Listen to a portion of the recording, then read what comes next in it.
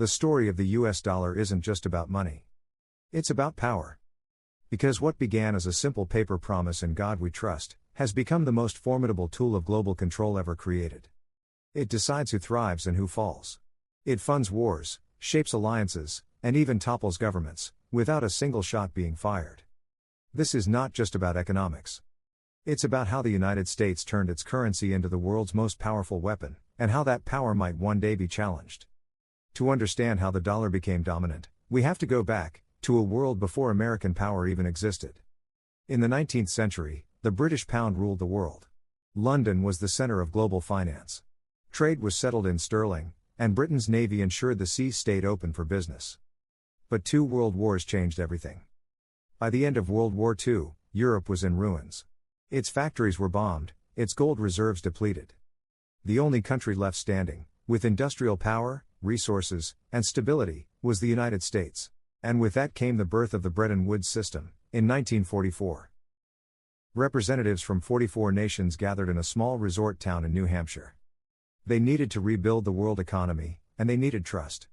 The solution was elegant, at least on paper. Each country would peg its currency to the US dollar, and the dollar would be pegged to gold, at $35 an ounce.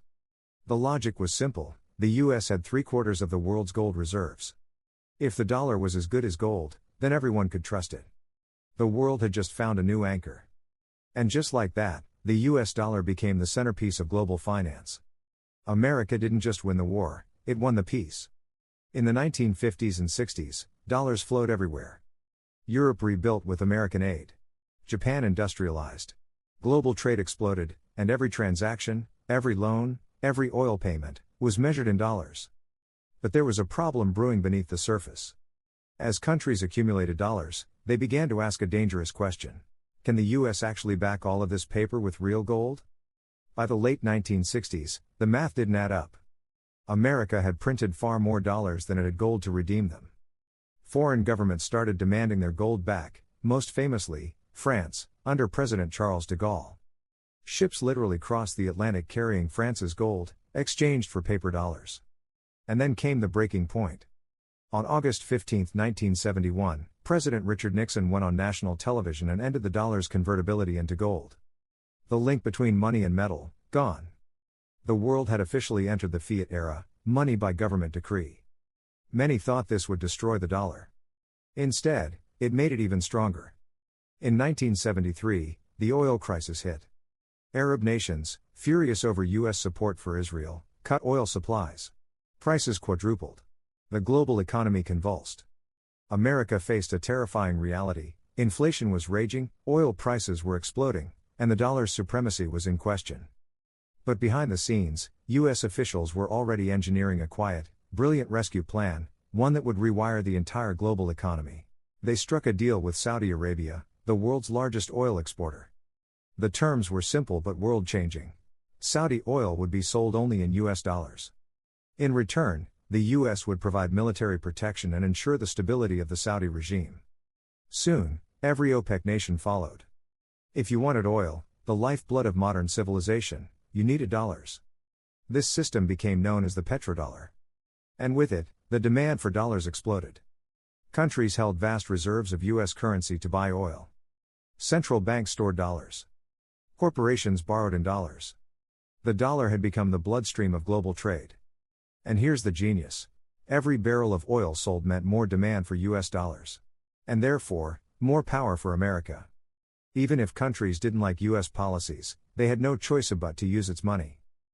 With control of global finance came something far more potent than economic growth: leverage. When you control the world's reserve currency, you don't just influence trade, you can dictate behavior. You can reward allies and punish enemies, all without firing a shot. This became clear during the Cold War.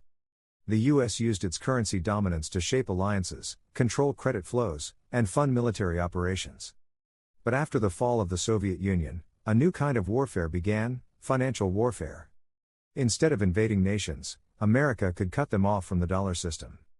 In the 1990s and 2000s, the US Treasury and the Federal Reserve became as powerful as aircraft carriers. If a country defied Washington, it could be isolated from SWIFT, the international banking network that clears dollar payments. No dollars meant no trade, no imports, no survival. We saw this with Iran, when sanctions crippled its oil exports. With Russia, when its banks were locked out after Crimea. And with Venezuela, as its access to global markets evaporated. The world had entered the age of economic warfare, and the dollar was the weapon of choice. But here's the paradox: even nations that criticize US dominance are trapped by it. Take China. It's America's biggest strategic rival. Yet, China holds over $700 billion in US Treasury bonds. Why? Because the dollar remains the only currency deep and stable enough to store value on a global scale. The same goes for Europe, Japan, and even Russia before 2022. Every major economy depends on the dollar for trade, investment, and reserves. That dependence gives the US something no empire has ever had before: the ability to print the world's most wanted asset, and have everyone else pay for it. When America runs deficits, it issues treasury bonds. Other nations buy those bonds using dollars they earn from trade. So, the US gets to spend freely, on wars, on imports, on everything, while the rest of the world absorbs the cost. Economist Valéry Giscard d'Estaing once called it America's exorbitant privilege. It means the US can run debts that would destroy other countries, and still remain dominant. But no system lasts forever. The dollar's power, while immense, is not invincible. After the 2008 financial crisis, many nations began questioning America's stewardship of the global economy. A meltdown caused by Wall Street had nearly destroyed the world, and yet, the dollar got stronger. That irony wasn't lost on global leaders. In the 2010s, China launched the Belt and Road Initiative, financing infrastructure across Asia and Africa, often in yuan. Russia and China began building alternatives to SWIFT. And the BRICS nations, Brazil, Russia, India, China, South Africa, started talking about creating a new reserve currency. Meanwhile, US sanctions grew more aggressive. In freezing Russia's dollar reserves after its invasion of Ukraine, Washington sent a powerful message to the world: your money isn't really yours if it's in dollars. That was a wake-up call.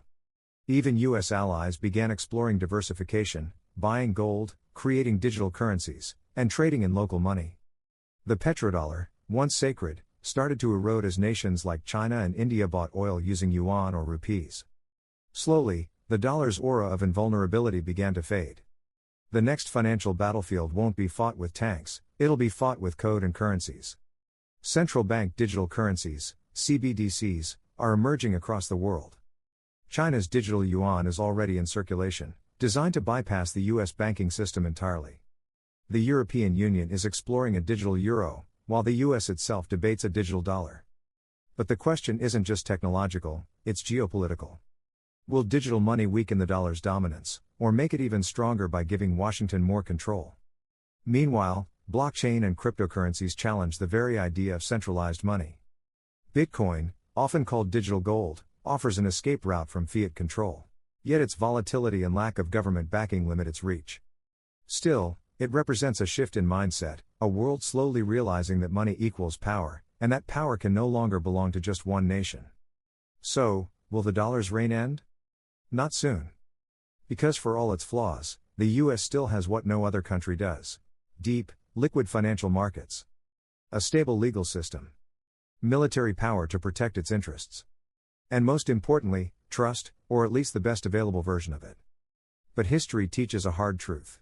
No empire, no currency, no system lasts forever. The pound sterling ruled for over a century before the dollar replaced it. The same could happen again, perhaps not tomorrow, but inevitably.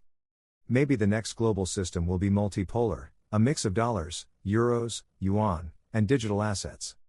Maybe the future of money won't belong to any nation at all. But one thing will always remain true: money is never neutral. It reflects power, politics, and ambition. And for the past 80 years, the US dollar has been the sharpest sword in America's arsenal. It built alliances, enforced order, and maintained global dominance, not by bullets, but by balance sheets. When historians write the story of our time, they may not call it the age of empires or ideologies. They might simply call it the age of the dollar. Because in the end, the world didn't need to be conquered, it just needed to be bought.